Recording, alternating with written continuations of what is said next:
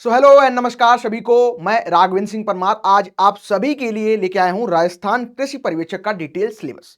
इसमें किस सब्जेक्ट का कितना पोर्शन रहेगा, किस प्रकार से सिलेबस आपका कैटेगराइज किया गया है और कितने नंबर आपको कहां से किस सब्जेक्ट को टारगेट करके लाने हैं, वो सारी डिस्कशन आज के इस वीडियो में मैं करने वाला हूं। तो चलिए इस वीडियो को शुरू करते हैं और डिस्कस करते हैं हमारा सिलेबस। तो आप सभी को पता होगा राजस्थान कृषि पर्यवेक्षक जो हाल फिलहाल में वैकेंसी आई है, टोटल यहाँ पे आपको 1100 पद देखने को मिल रहे हैं।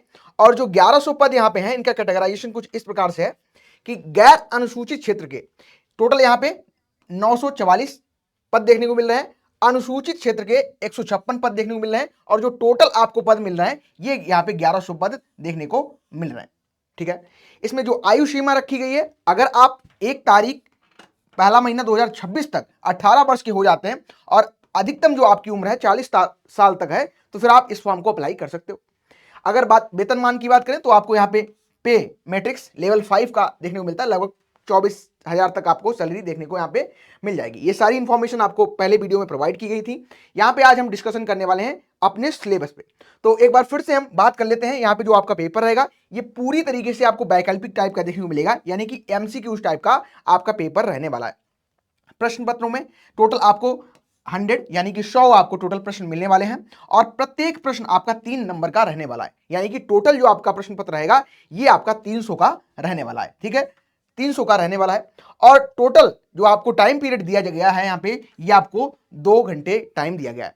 इंपॉर्टेंट यहाँ पे ये भी देखने को मिल रहा है कि आपको ऋणात्मक यानी कि 1/3 की निगेटिव मार्किंग भी देखने को मिल रही है। तो ये कुछ इंपॉर्टेंट इंफॉर्मेशन जो कि आपको जाननी चाहिए। आगे बढ़ते हैं, अपने डिटेल सिलेबस पे बात करना है यहाँ पे।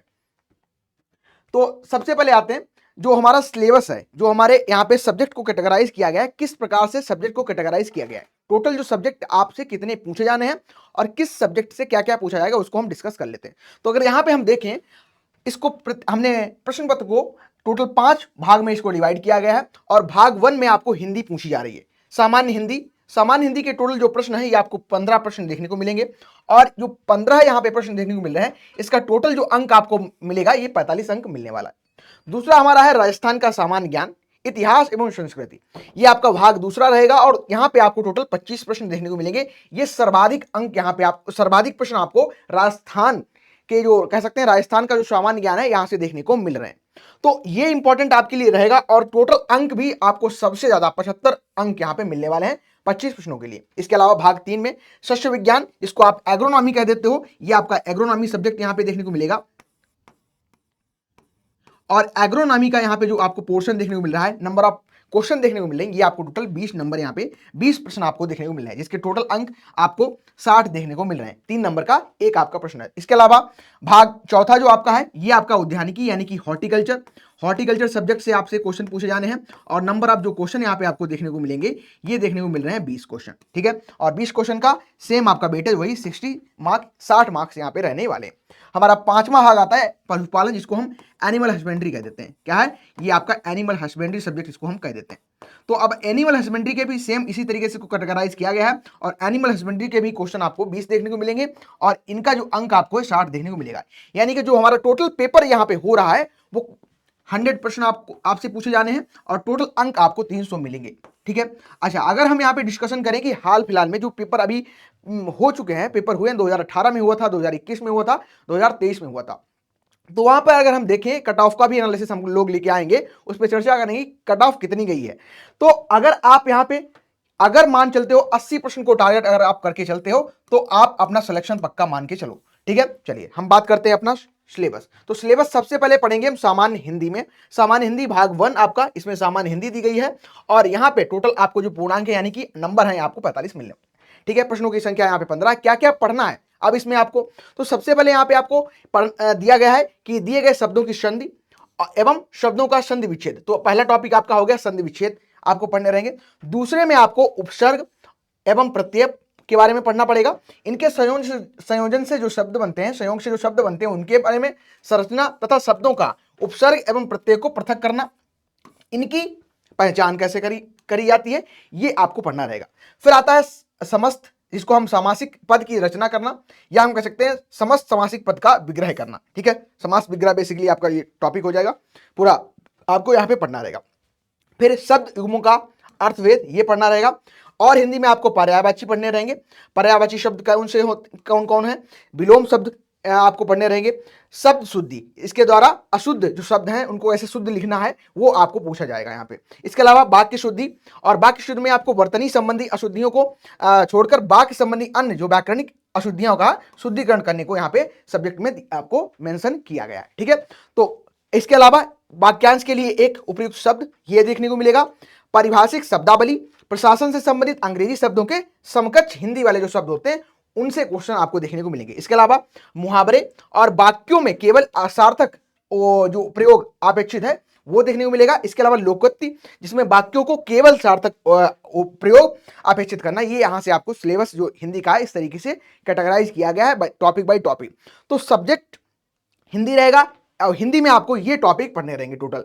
इस सिलेबस को आप अपने एक बार याद कर लो और हर एक सब्जेक्ट जो भी आपको दिया गया है उसमें क्या क्या इंपॉर्टेंट है वो भी मैं आपको यहाँ पे बताता चलूंगा। फिर आता है हमारा सबसे ज्यादा जो हम कह सकते हैं कि विस्तृत जो हमारा इतिहास टोटल पूरा कंप्लीट इतिहास रहा है, इसमें सबसे ज्यादा जो हिस्ट्री हमें देखने को मिलती है वो राजस्थान की देखने को मिलती है। तो राजस्थान की हिस्ट्री भी अपने आप में बहुत ही विशाल है और साथ ही साथ जो परीक्षा हो रही है उसमें नंबर ऑफ जो क्वेश्चन है वो भी आपको यहाँ पे ज्यादा देखने को मिल रहे हैं। तो इस पे आपको ज्यादा फोकस करना है, क्या क्या पढ़ना है उसकी हम चर्चा यहाँ पे कर लेते हैं। भाग दूसरा है राजस्थान का सामान्य ज्ञान और इतिहास एवं संस्कृति के बारे में यहाँ पे पढ़ना रहेगा। पूर्णांक आपका 75 रहेगा। इसके अलावा प्रश्नों की संख्या यहाँ पे 25 है। इसमें आपको क्या पढ़ना है? तो राजस्थान की भौगोलिक संरचना, भौगोलिक संरचना में आपको क्या क्या पढ़ना है? भौगोलिक विभाजन कैसे हुआ है, जलवायु के बारे में, प्रमुख पर्वत कौन कौन से हैं, नदियां कौन कौन सी हैं, मरुस्थल, फसलें कौन कौन सी राजस्थान में उगाई जाती हैं। इसके अलावा राजस्थान के इतिहास में आपको क्या पढ़ना है? सभ्यताएं, जो कालीबंगा और आहट से रिलेटेड सभ्यताएं उनको पढ़ना है। प्रमुख व्यक्ति, क्योंकि ये राजस्थान का अपने में ही एक बहुत बड़ा बहुत भव्य इतिहास रहा है, यहाँ पे बहुत अच्छे कह सकते हैं हम प्रभावित करने वाले राजा महाराजा हुए। तो अब प्रमुख व्यक्तित्व के बारे में क्या क्या पढ़ना है? तो महाराणा कुंभा के बारे में पढ़ना है, महाराणा सांगा के बारे में पढ़ना है, महाराणा प्रताप के बारे में आपको पढ़ना है, राव जोधा के बारे में पढ़ना है, राव मालदेव के बारे में पढ़ना है, महाराजा जसवंत सिंह के बारे में पढ़ना है, वीर दुर्गादास के बारे में पढ़ना है, जयपुर के महाराज मान सिंह प्रथम, सवाई जय सिंह और बीकानेर के महाराजा गंगा सिंह इत्यादि इनके बारे में पढ़ना रहेगा। अच्छा, एक यहाँ पे ये इत्यादि जो शब्द लगा है इसको गौर से आप ध्यान रख लो। अगर जो यहाँ पे किंग है इनके अलावा भी अगर कोई राजा हुआ है और इंपॉर्टेंस है आपकी हिस्ट्री में, इंपॉर्टेंस रोल प्ले किया है तो बिल्कुल उसको भी आप पढ़ के जाएं। ठीक है, इत्यादि इसीलिए यहाँ पे लगा है। राजस्थान के प्रमुख साहित्यकार कौन कौन से हुए? लोक कलाकार, साहित्यकार, गायक कलाकार, खेल और खिलाड़ी जो भी संबंधित हैं। देखो, खेल, खिलाड़ी और स्पोर्ट्स से क्वेश्चन आते ही आते हैं। तो जो भी आपके स्टेट के, राजस्थान के, ठीक है, खिलाड़ी अपने विश्व लेवल पे, इंडिया लेवल पे, स्टेट लेवल पे अगर कुछ उन्होंने बहुत बड़ा योगदान किया है तो बिल्कुल पढ़ के जाओ करंट अफेयर 6 महीने के, तो पढ़ के ही यहाँ पे जाना। ठीक है, फिर आता है भारतीय स्वतंत्रता संग्राम में राजस्थान का योगदान और राजस्थान का एकीकरण किस तरीके से हुआ वो पढ़ के जाना है। विभिन्न राजस्थानी बोलियां, इसमें कृषि, आपका पशुपालन क्रियाएं और राजस्थानी शब्दावली ये भी आपको पढ़ के जाना है। कृषि, पशुपालन और व्यवसायिक जो शब्दावली है इसके बारे में पढ़ के जाना है। लोक, देवी देवता और प्रमुख संत एवं संप्रदाय, इनसे भी आपको क्वेश्चन देखने को मिलेंगे तो ये भी आपको पढ़ के जाना है। देन आता है हमारा प्रमुख लोक पर्व, त्योहार, मेले और पशु मेले, इनके बारे में पढ़ना है। राजस्थानी लोक कथा, लोकगीत एवं नृत्य, मुहावरे, कहावतें, लोक नाट्य, लोक वाद्य और कठपुतली जो कला है, राजस्थान की बहुत फेमस कठपुतली कला है। बहुत अच्छा, एग्रीकल्चर में भी हमको यहाँ पे जो पढ़ते हैं हम लोग कम्युनिकेशन में, तो वहाँ पे भी कठपुतली के माध्यम से कैसे राजस्थान में जो स्कीम्स आती थी एग्रीकल्चर की, इनको कैसे प्रोत्साहित किया जाता था, वो भी अपने आप में एक बहुत अच्छा आपको टॉपिक देखने को मिलता है। तो ये भी आपको पढ़ के जाना है। फिर आते हैं हम, ये हमारा हो गया। इसके अलावा क्या क्या पढ़ना है? तो प्रमुख जातियां और जनजातियों के बारे में, स्त्री पुरुष के वस्त्र और आभूषण, एकदम यूनिक आपको देखने को मिलता है राजस्थान का पहनावा, तो उसके बारे में उसकी चर्चा आप करके जाएं, पढ़ के जाएं उसके बारे में। चित्रकारी एवं हस्तशिल्प कला, चित्रकला की विभिन्न जो शैलियां हैं उनके बारे में।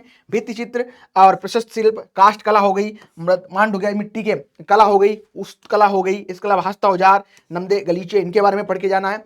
स्थापत्य में आपको दुर्ग, महल, हवेलियां, छतरियां, बावड़ियां, तालाब, मंदिर और मस्जिद के बारे में पढ़ के जाना है। इसके अलावा संस्कार और रीति रिवाज कौन कौन से यहाँ पे फॉलो किए जाते हैं, कौन कौन से फ्लॉक वेज, कौन कौन से यहाँ पे कल्चरल जो इंपॉर्टेंस रखते हैं वो चीजें फॉलो की जाती है, उनको पढ़ के जाना है। तो धार्मिक और ऐतिहासिक एवं पर्यटक जो स्थल हैं राजस्थान में, बहुत इंपॉर्टेंट आपके पर्यटक स्थल देखने को मिलते हैं। अपने आप में ही बहुत अच्छी हिस्ट्री और बहुत ब्रॉड इतिहास रहा है, तो पूरा आपको ये पढ़ के जाना है। अच्छे नंबर आप क्वेश्चन आपको देखने को मिल रहे हैं। तो ये हमारा हो गया हिंदी और हम कह सकते हैं हिंदी वाला पोर्शन और हमारा राजस्थान का। अब आ जाता है इंपॉर्टेंट हमारा जो कृषि से रिलेटेड आपको टोटल जो क्वेश्चन देखने को मिलेंगे ये आपके सस्य विज्ञान से यानी कि एग्रोनॉमी से और फिर आपकी हॉर्टिकल्चर से और एनिमल हस्बेंड्री से क्वेश्चन देखने को मिल रहे हैं।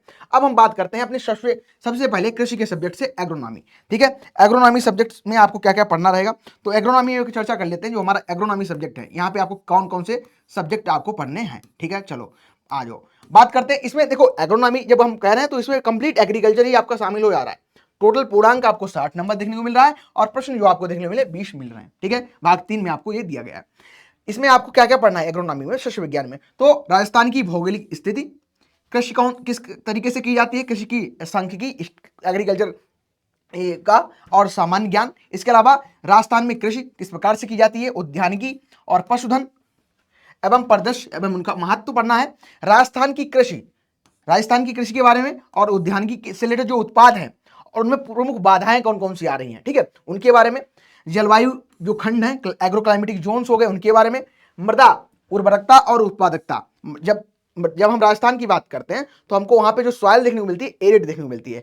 टोटली वहां पे आपको जो इरोजन देखने को मिलेगा विंड के थ्रू इरोजन देखने को मिलता है, तो वो वाली समस्या आपको पढ़ के जानी है। क्षारीय मृदा, ऊसर मृदा जो हो रही है उनका रीजन क्या है, कैसे इनको हम प्रबंध कर सकते हैं, कैसे इनका हम उत्थान कर सकते हैं। तो अम्लीय भूमि के बारे में पढ़ना और इनका प्रबंध कैसे करना है, मैनेजमेंट कैसे करना है, वो आपको पढ़ के जाना है। राजस्थान में मृदाओं का प्रकार क्या है, किस किस प्रकार की मृदाएं राजस्थान में आपको ओवरऑल देखने को मिल जाती हैं। मृदा क्षरण, सॉइल जो इरोजन हो रहा है, इसके रीजन क्या है, क्यों हो रहा है, कैसे इसको हम कम कर सकते हैं, कैसे इसका मैनेज कर सकते हैं। जल एवं मृदा संरक्षण के तरीके, पौधों के लिए जो आवश्यक पोषक तत्व हैं, एसेंशियल प्लांट जो न्यूट्रिएंट होते हैं, उनके बारे में हमको पढ़ के जाना है। इसके अलावा इसके स्रोत कौन कौन से हैं। ठीक है, राजस्थानी भाषा में परंपरागत जो शस्य क्रियाएं हैं, यानी कि ये यहाँ पे बहुत इंपॉर्टेंट आपको दिया गया है टॉपिक, इसको हम कहते हैं ITK, इंडिजीनियस टेक्निकल नॉलेज। ठीक है, जो वहाँ के कल्चरल लोगों को पता है कैसे उन प्रक्रियाओं को यूज करके कृषि में वो फायदा उठाते हैं, कैसे कृषि करते हैं, वो आपको पढ़ के जाना है। जीवाश्म खाद्यों का महत्व पढ़ना है, प्रकार इनके कौन कौन से हैं और इनसे बनने कैसे इनको बनाते हैं। ठीक है, बनाने की विधियां और नाइट्रोजन फिक्सेशन वगैरह आपको यहाँ पे पढ़ के जाना है। फास्फोरस, पोटेशियम उर्वरक और एकल या मिश्रित जो यहाँ पे उर्वरक बन रहे हैं, यौगिक उर्वरक बन रहे हैं, उनकी प्रयोग की विधियां कौन कौन सी, कैसे उनको हम प्रयोग करते हैं, ये पढ़ के जाना है। फिर आता है आपका फसलों उत्पादन में सिंचाई का महत्व क्या है, सिंचाई के स्रोत कौन कौन से हैं, इसके अलावा फसलों की जल मांग क्या होती है और उनको प्रभावित करने वाले कारक कौन कौन से हैं, सिंचाई की विधियां कौन कौन सी हैं, सिंचाई कैसे करते हैं, इसमें फव्वारा विधि हो जाती है आपकी। ठीक है, बूंद बूंद यानी कि ड्रिप इरिगेशन हो गया, रेन गेज इरिगेशन हो गया। सिंचाई की आवश्यकता शेड्यूलिंग कैसे करेंगे, किस समय में हमको पानी देना है, कितना देना है, कब देना है, ये सारी चीजें पढ़ के जाना है। जल निकास एवं इसका यानी कि जल निकास जो है आपका वाटर ड्रेनेज वाला पोर्शन हो जाएगा। ठीक है, ड्रेनेज सिस्टम पढ़ के जाना है और इसका महत्व क्या है, ड्रेनेज सिस्टम का क्या महत्व राजस्थान में देखने को मिलता है, ये पढ़ना है। जल निकास की विधियां कौन कौन सी हैं, इनके बारे में पढ़ना है। राजस्थान के संबंध में परंपरागत सिंचाई, ठीक है, ट्रेडिशनल जो इरिगेशन का सिस्टम होता है उससे संबंधित जो शब्दावली है, जिसे ढाका कहते हैं, टाका कहते हैं इसको, ठीक है, और भी बहुत शब्द होते हैं यहाँ पे, तो उनके बारे में आपको पढ़ के जाना है। मृदा परीक्षण, सॉइल जो परीक्षण हम करते हैं, मृदा परीक्षण करते हैं, उससे समस्याग्रस्त जो मृदाएं हैं उनका कैसे सुधार कर सकते हैं, और इसके अलावा साइलेज, हे मेकिंग कैसे बनाते हैं, और चारा से संबंधित जो भी चीजें हैं वो आपको पढ़ के जानी है। फिर आता है खरपतवार में, यानी कि वीड मैनेजमेंट में। वीड में आपको वीड की विशेषताएं क्या हैं, उनका वर्गीकरण कैसे करते हैं, खरपतवारों से कौन कौन से नुकसान हो रहे हैं राजस्थान में, अगर हम वीड कंट्रोल की बात करें तो कैसे उसको हम नियंत्रित करते हैं, और राजस्थान में कौन कौन से जो खरपतवार नाशी है इनका प्रयोग किया जा रहा है, तो वो पढ़ के जाने हैं, उनका क्लासिफिकेशन करके आपको जाना है। खरपतवार की राजस्थानी भाषा में शब्दावली, अब मान चलो खरपतवार को, जैसे कि आप जो फ्लेरिस माइनस की बात करते हो, फ्लेरिस माइनर, तो उसको गुल्ली डंडा कह देते हो, गुल्ली डंडा कहते हो उसको।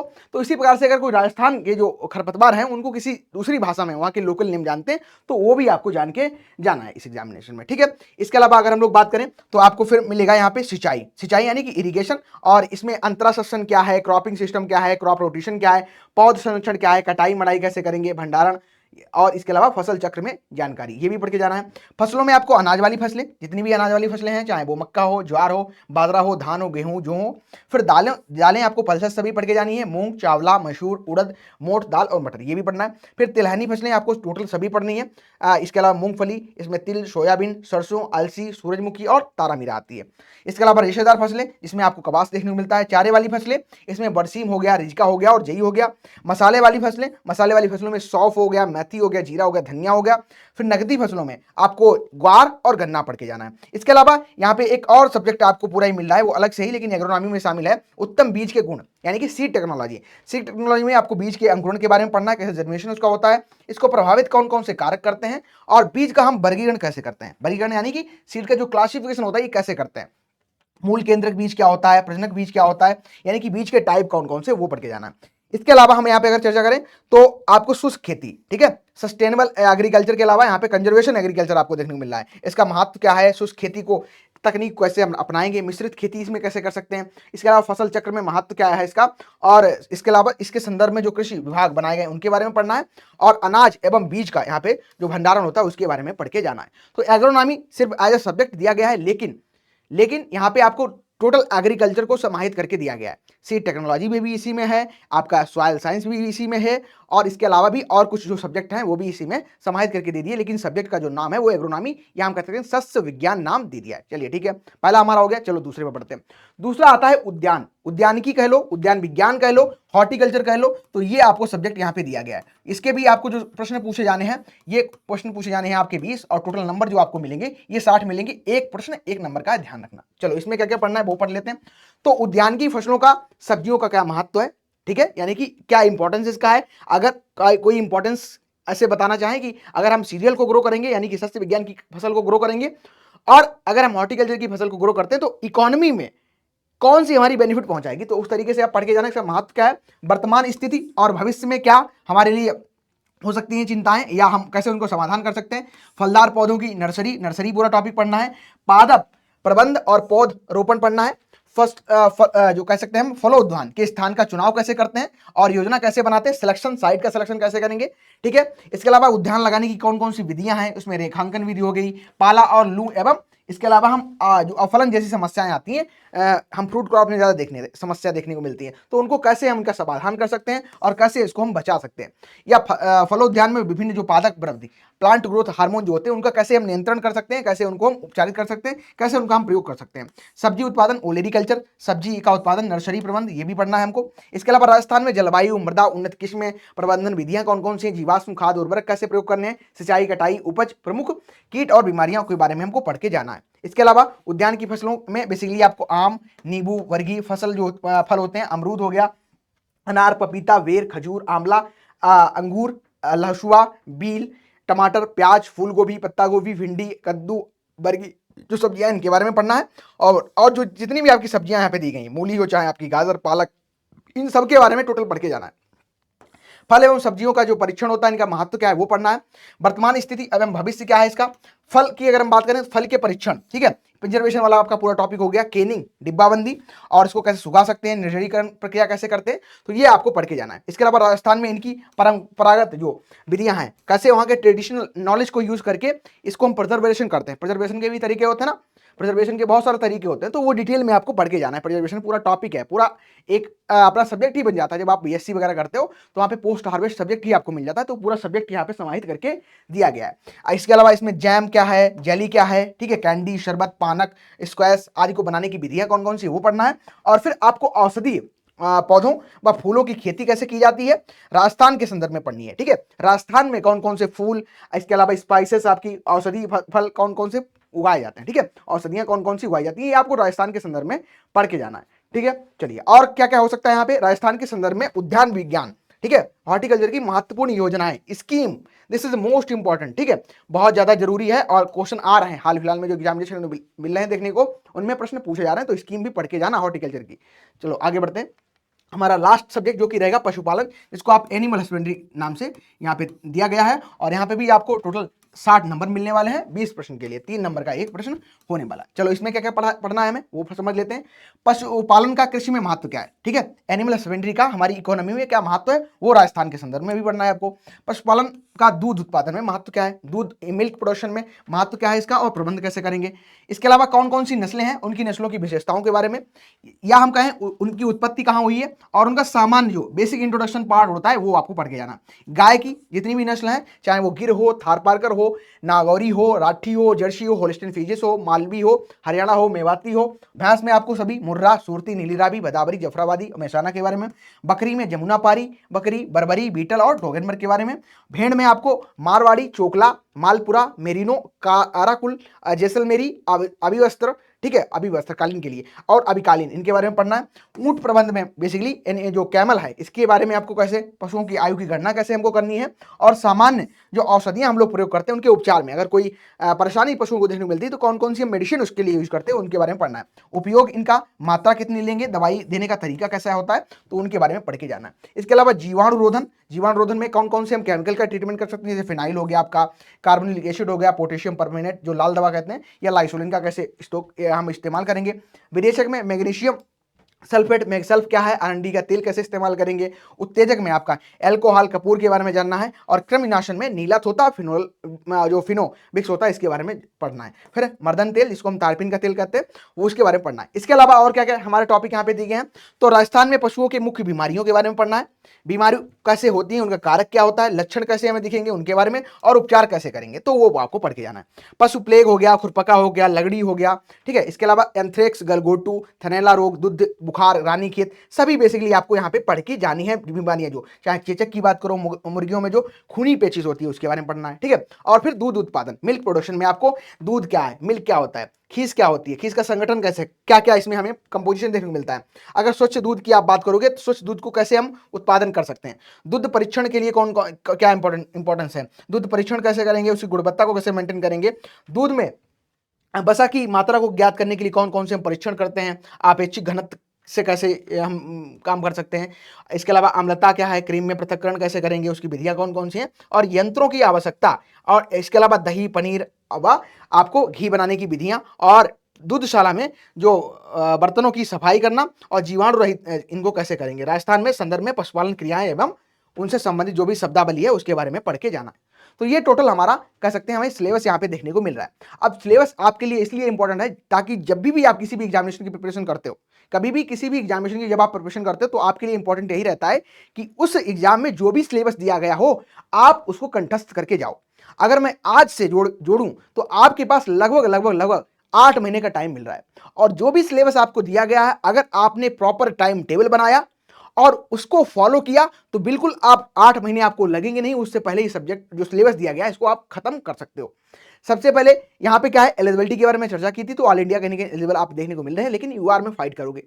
अब आपके सामने सबसे बड़ी समस्या ये आ सकती है कि कैसे आप 8 महीने में अपनी तैयारी को और बेहतरीन करो, कैसे आपको अपनी तैयारी को और बेहतरीन करना है, और आपको जो आपकी वैकेंसी आई है इसमें अपना सिलेक्शन लेना है। तो उसके लिए प्रॉपर आपको सिलेबस यहाँ पे दे दिया गया है, एक बार खुद से पढ़ लो, कंठस्थ कर लो, ठीक है। सिलेबस को कंठस्थ कर लो, मैंने यहाँ पे इंफॉर्मेशन आपको प्रोवाइड कर दी गई है, और सभी जो भी आपको टॉपिक हो सकते हैं इंपॉर्टेंट उनको मैंने यहाँ पे आपको बता दिया है, ठीक है। फिर भी अगर कोई किसी प्रकार की आपको समस्या आती है तो आप इस क्यूआर को स्कैन करा लें, टेलीग्राम पे जुड़ जाओगे और मुझसे जो भी आपको जानना है इस वैकेंसी के बारे में आप जान सकते हो, ठीक है। तो ये हमारा राजस्थान कृषि पर्यवेक्षक का टोटल डिटेल में हमारा सिलेबस रहा। अगर आप सेल्फ डिटेल में बना के इस तैयारी की प्रिपरेशन करते हो तो बेशर्ते आप इस एग्जाम को क्रैक करोगे, और टोटल जो सिलेबस आपका हो सकता है, क्या क्या इंपॉर्टेंट चीजें उसमें, वो मेरे द्वारा यहाँ पे बता दी गई है। Thank you everyone, thank you for joining, have a nice day.